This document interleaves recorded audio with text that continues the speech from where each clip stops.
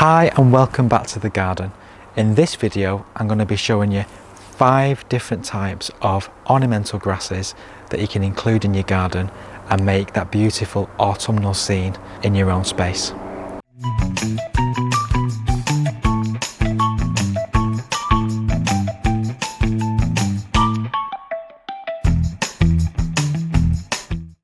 The first grass I'm going to talk about is Calamagrostis brachytricha, also known as the Korean feather reed grass, and this is a very beautiful grass. It has these lovely bottle brush type flowers, and the flowers come up in like a silvery kind of shade that shimmers initially, and then they turn to having this like pinkish hue as they mature. It's a clump forming perennial, extremely hardy, and works really well amongst other perennials and other plants in the garden because it seems to just pop up in places and just mingles really well. So we have 2 plants in the garden here, and what ultimately I'm going to try and aim for is to have more of this in this little rectangle space. So these are the flower plumes, and they're absolutely gorgeous, and as they mature even further they get to this nice kind of tan kind of colour. Very easy maintenance.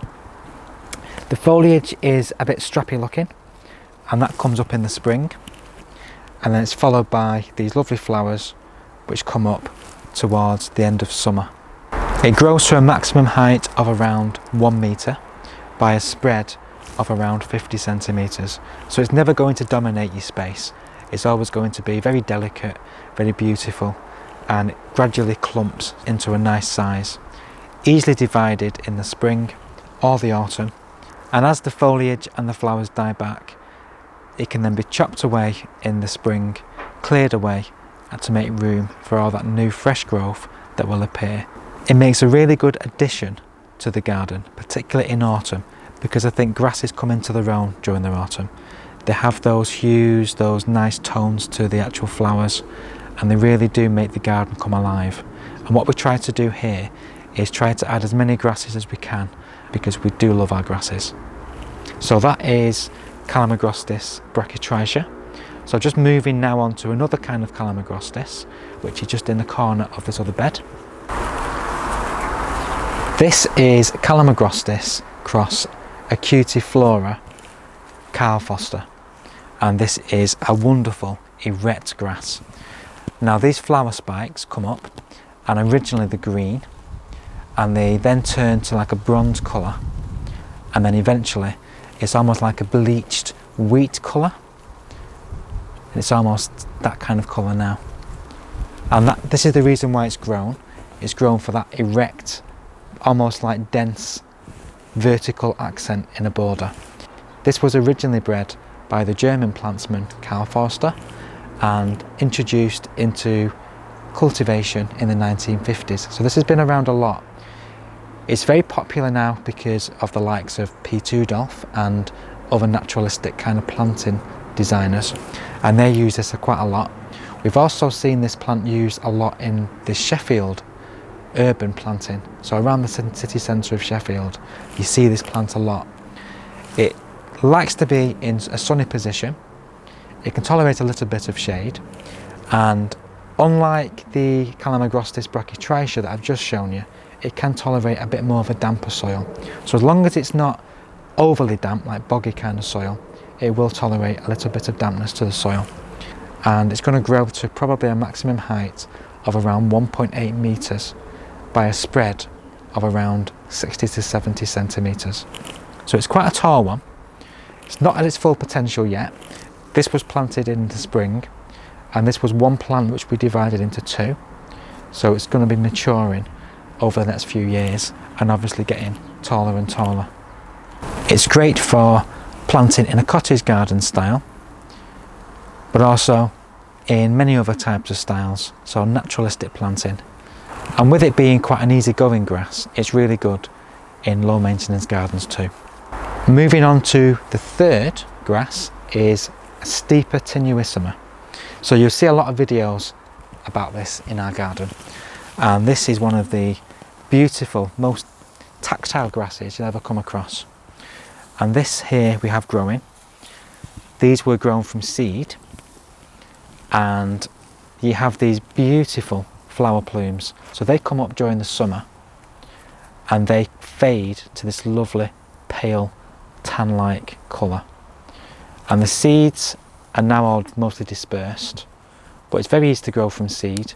In fact, a plant like this, you have to try and prevent it from self-seeding, because it will self-seed everywhere. In all the cracks, nooks and crannies, you'll find little tiny grasses poking up in all places. And there's actually a few little pieces here that have only just started to flower. So it kind of flowers these beautiful, blonde, lovely flower spikes. There's two different ways of dealing with this in the spring, and it depends on your choice of which method suits you best.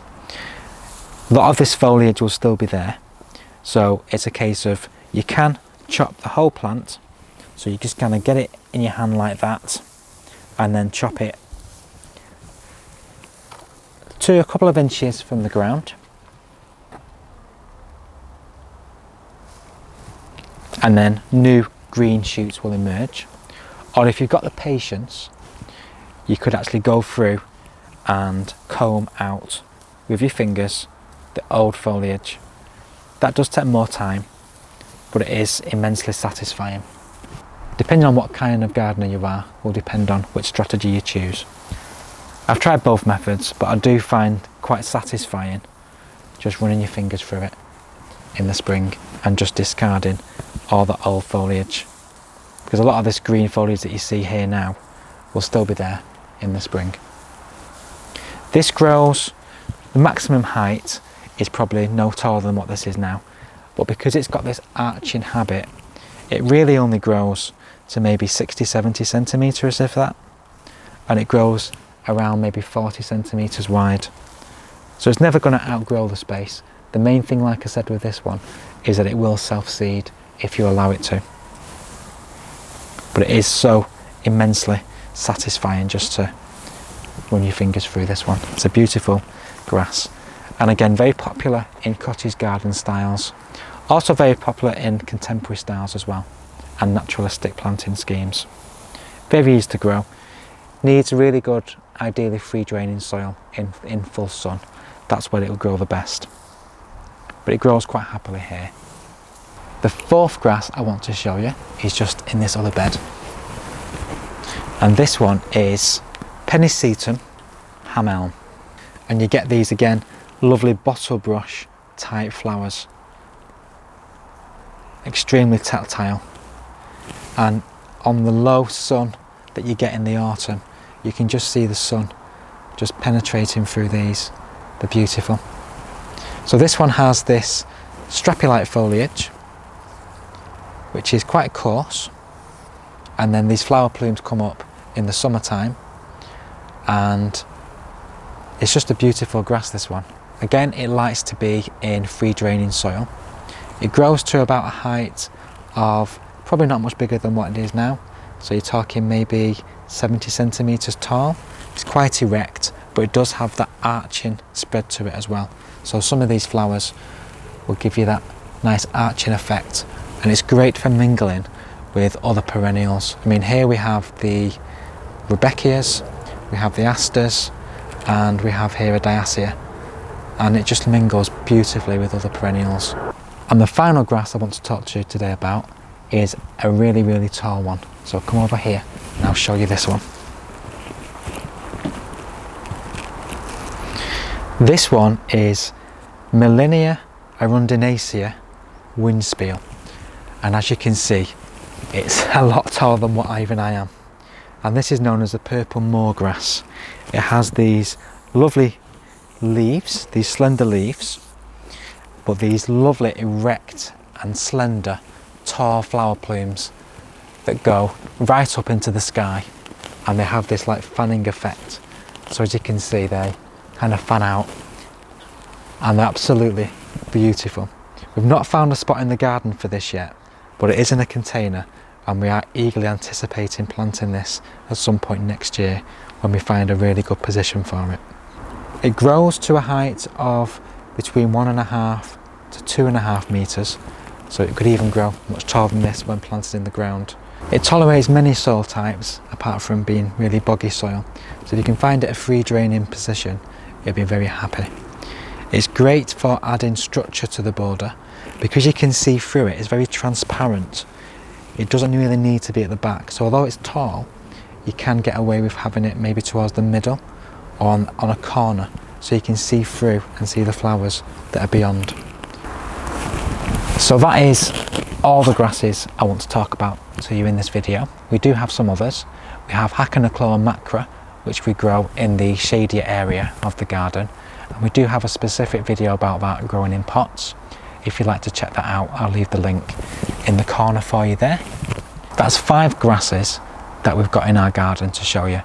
All of them are suitable for a sunny position and part shade. Autumn is a great time for planting plants, so if you want to add any of these plants to your garden, autumn is a really brilliant time to get them in the ground. The soil still has a lot of warmth in it.